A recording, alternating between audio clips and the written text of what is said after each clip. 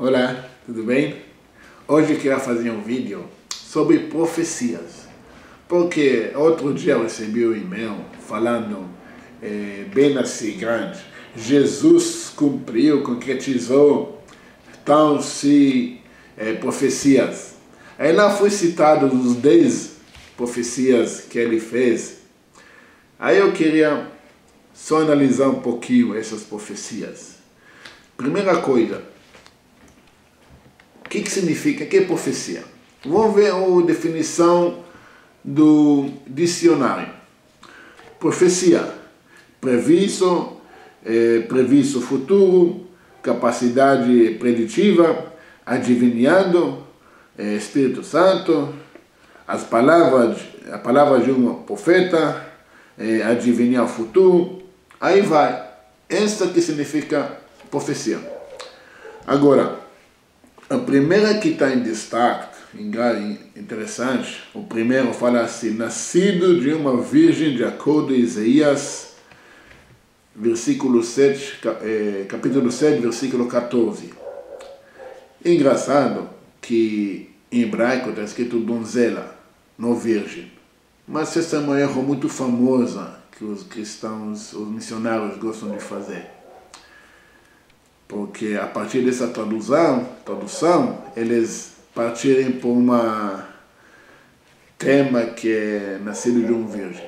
Mas não está escrito um virgem. Aliás, a história do capítulo 7, eu recomendo por cada um de vocês, ler o capítulo inteiro, porque está falando uma história de 700 anos antes de Jesus nascer. Ele está falando de uma guerra entre Judá e Israel e Ashur, a Síria, que não tem nada a ver com a história de Jesus. O sinal que Deus deu para o rei de Judá, que vai nascer um filho, vai ser o filho dele, que a mulher já estava grávida. Está escrito a donzela está grávida, não está escrito virgem. Ok? Segundo, descendente de Abraão. Que profecia é que isso? Essa é relativa a mais ou menos, vamos pensar, 2 bilhões de pessoas do mundo. Os árabes também são descendentes de Abraão. Edomitas também. Metade da humanidade é descendente de Abraão.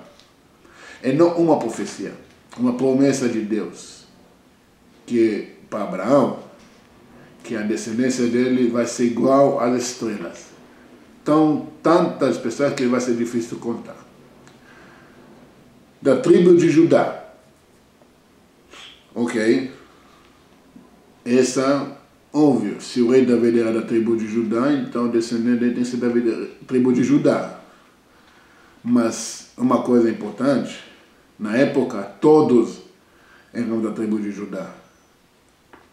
Quem não era levita, era da tribo de Judá.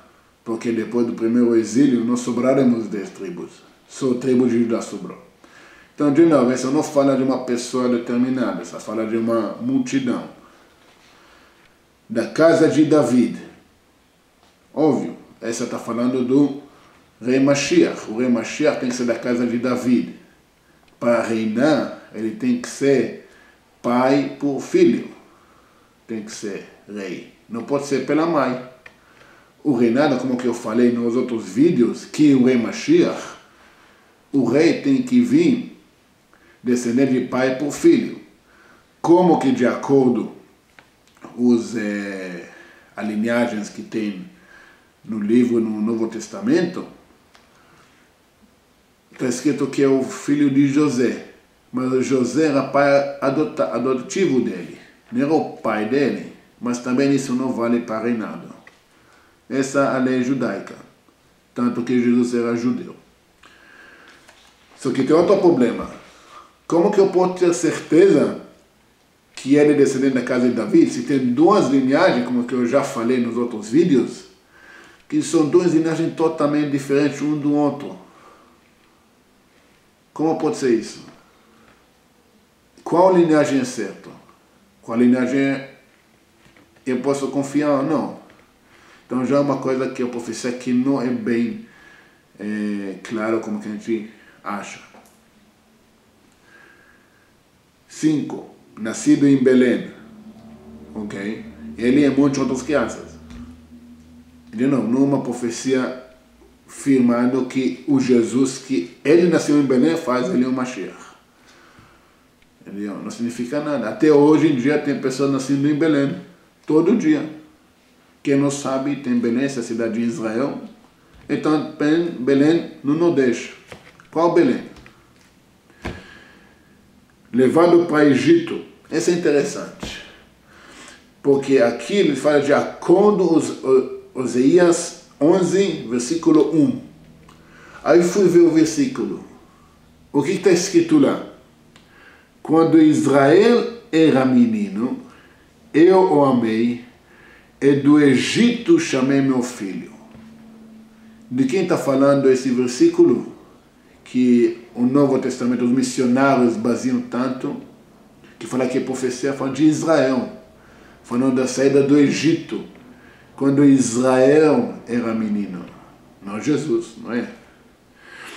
7. Matança dos recém-nascidos pelo Herodes. Essa é interessante, essa que eu ia falar um pouquinho. Essa é uma história que aparece só no Novo Testamento. Essa história que não aparece não nos escritores do Joséfos Flávios, que ele, na verdade, não escrevia nada em favor do Herodes, ele não era um dos maiores admiradores dele. Não está escrito também pelos escritores romanos da época, que nós temos essas escrituras. E não está escrito no Talmud também, que está contando tudo o que aconteceu na época da destruição do templo e do Herodes. Agora você fala, não, mas os anciões deletaram isso para não mostrar que Jesus não é blá, blá, blá, blá, blá. Gente, o negócio é muito simples. Você tem várias fontes que não eram em favor nenhum dos judeus. E podiam escrever isso. Por que não está escrito em nenhum lugar fora do Novo Testamento? Mais ainda, eles baseiam essa profecia no Jeremias 31, versículo 15 a 16, que está escrito: assim diz o Senhor, uma voz se ouviu em Ramá, lamentação, o choro amargo. Raquel chora os seus filhos, não quer ser consolada quanto aos seus filhos, porque já não o existe. Ok, essa é a história, a profecia do Jeremias, que contando como a Raquel, a nossa matriarca, estava chorando quando os crianças, os bebês foram mortos pelo Herodes, mas quando o povo judeu estava saindo para exílio na Babilônia, que o Jeremias era profeta que acompanhou o povo, que levou eles. E uma forma de consolidar eles, e contou para eles uma profecia, que ele viu a nossa mãe, nossa matriarca Raquel, chorando para os filhos dela, saindo de Israel. Esse é um dos motivos que Jacó enterrou Raquel em Belém, para que quando os filhos dela vão ser para exílio, eles vão passar ao lado do túmulo dela, eles vão rezar. Ela vai conseguir, através das rezas do povo judeu, ajudar a redimi-los através do choro deles. Então, de novo, não uma história que bate com nossas escrituras. 8. O Espírito Santo acima dele. Esse eles falam que é acordo de Isaías 11, 1 a 3. Porque brotar um rebanto do tronco de Jesse e das suas raízes um renovo fortificará e repousar sobre ele o Espírito do Senhor. O Espírito de sabedoria, de entendimento, o Espírito de conselho e de fortaleza, Espírito de conhecimento e de temor do Senhor, e deleitar-se o temor do Senhor, e não julgar segundo a vista dos seus olhos, nem repreender segundo o ouvido dos seus ouvidos. Ok, essa é uma profecia do Isaías que fala do rei Mashiach. Mas como que eu posso ter certeza que fala de Jesus? Vamos pôr, se sou pessoa que viveu 10 anos antes que Jesus apareceu. Como que eu posso ter certeza que esse versículo fala de Jesus? Fala de descendente da casa de Davi.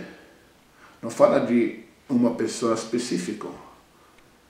Não, ele fala que ele tem que fazer isso, isso, isso. Aqui está falando que coisas que Jesus nem fez.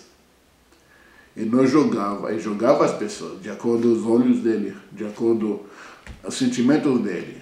Como que eu falei no vídeo, Jesus somente dá paz. Dá uma olhada lá para você ver como que esse versículo não bate muito bem com quem fala que era Yeshua. O nono, ele fez milagres. Sim, ele andava acima da água, transformava pão em vinho para a multidão, curava pessoas. A minha pergunta é isso, aonde está escrito, em qual profecia, que o Mashiach tem que fazer milagres para se considerar Mashiach? A gente não tem nenhuma profecia disso. Aliás, está escrito não necessariamente tem que fazer milagres.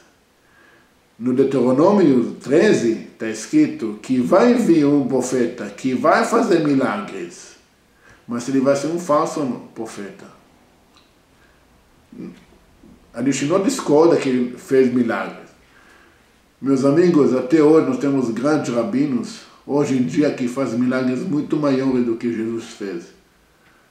Então isso não é uma coisa muito espetacular. Não é profecia de quem quer ser Rei Mashiach. 10. Fala que ele vai purificar o templo. É bom saber que uma forma de purificar é destruição total do templo. Então também não é uma coisa que ele cumpriu. 11. Entrar em Jerusalém montado sobre um jumento. Ok. Eu também posso fazer isso. Vou pegar um jumento e vou entrar em Jerusalém. Isso me faz Mashiach. É muito simples. Agora, esses são os 11 que eu recebi. Nesse flyer assim que eu recebi. Só que eu recebi também um e-mail falando que tem mais de 300, mais de 400, mais de 600. O detalhe não é muito claro. Mas uma coisa que eu percebi, que para vender o peixe, eles têm que aumentar o volume, não é? Imagina você pega um produto de limpeza, ele está escrito na propaganda, ele tem 1000 funções. Uau, 1000 funções? É o quê? Limpa a mesa, limpa a janela, limpa o chão, limpa a cadeira, limpa isso, limpa isso. O mesmo produto de limpeza, mas ele limpa tanta coisa. A mesma coisa com essas profecias. Quando é uma profecia, você sabe que é uma profecia. Quando não é uma profecia, aí ele está muito esforçado a vender o peixe, não é? Obrigado.